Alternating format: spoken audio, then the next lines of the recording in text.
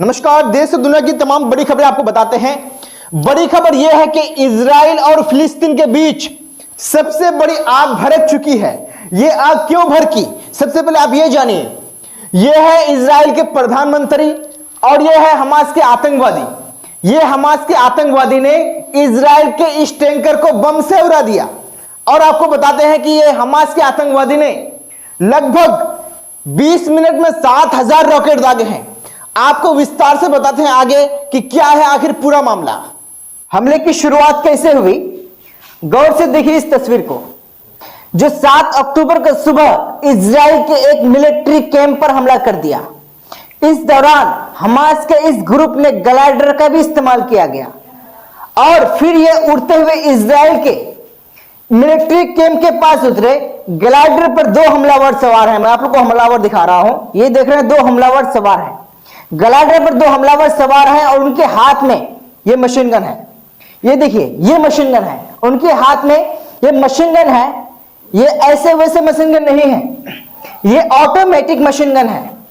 ऐसे कई glider launch किए गए और फिर उन्होंने उतरते ही इजराइल के अड्डू पर गोलीबारी शुरू कर दी। ये पिछले 50 वर्षों में इजराइल और फिलिस्तीन के बीच सबसे बड़ा युद्ध माना जा रहा है। जिस अड्डे को टारगेट किया गया वहां कई इजराइल सैनिक मारे गए। फिर देखिए तस्वीर को, हमला जमीन के रास्ते पर हुआ है। कटीले तारों की बार काटकर हमास इजराइल में घुस चुका है।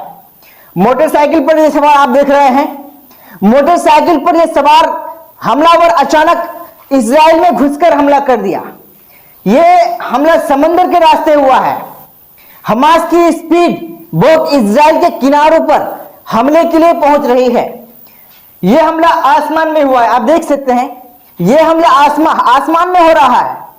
ग्लाइडर की मदद से हमास का मलेशिया इजराइल में किसी कमांडो की तरह उतर रहा है। 7 अक्टूबर 2023 ये इजराइल और फिलिस्तीन की तारीख में ऐसा खूनी दिन कहा जाएगा जिसके बाद वर्ल्ड वॉर की बात होने लगी है। यह कमांडर ने इस हमले का नाम दिया है ऑपरेशन अल अक्सा फलूट। अब जरा इस तस्वीर को देखिए। यह इजराइल का मरकबा टैंक है जो गजा से लगे इजराइल के इलाकों में खड़ा था और तभी उसको ऐसा टारगेट किया गया कि उसके पर खर्चे उड़ गए। हमास के हमलावरों ने इस टैंक को एक हमले में जला दिया। हमास ने 7,000 से भी ज्यादा रॉकेट एक साथ इजराइल पर चलाए हैं, वो भी 20 मिनट में।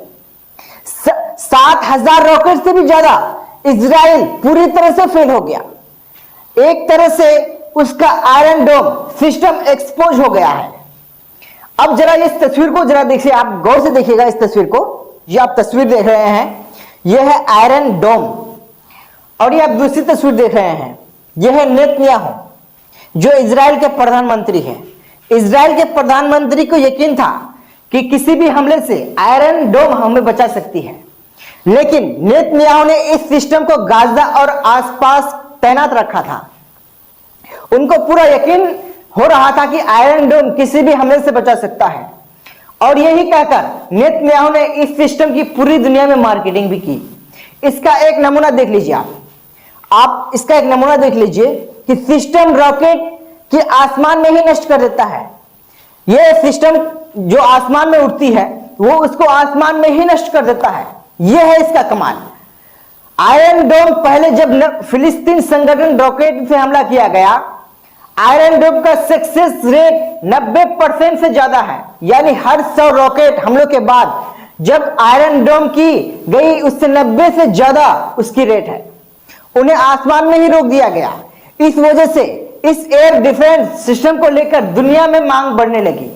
यह जेलेंस्की की डिमांड लिस्ट में आ गया।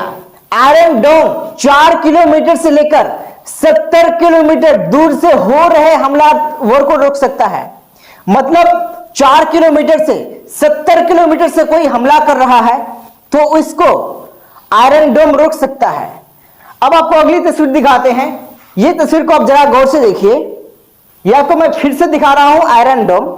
यह फेल साबित हुआ और इजराइल के प्रधानमंत्री नेतन्याहू को बहुत ही गुरूर था, घमंड था कि ये आयरन डोम मुझे बचा लेगा, हमारे देश को बचा लेगा, लेकिन ये रॉकेट के हमलों को भी रोक सकता था और तोपों के गोलों को भी रोक सकता था।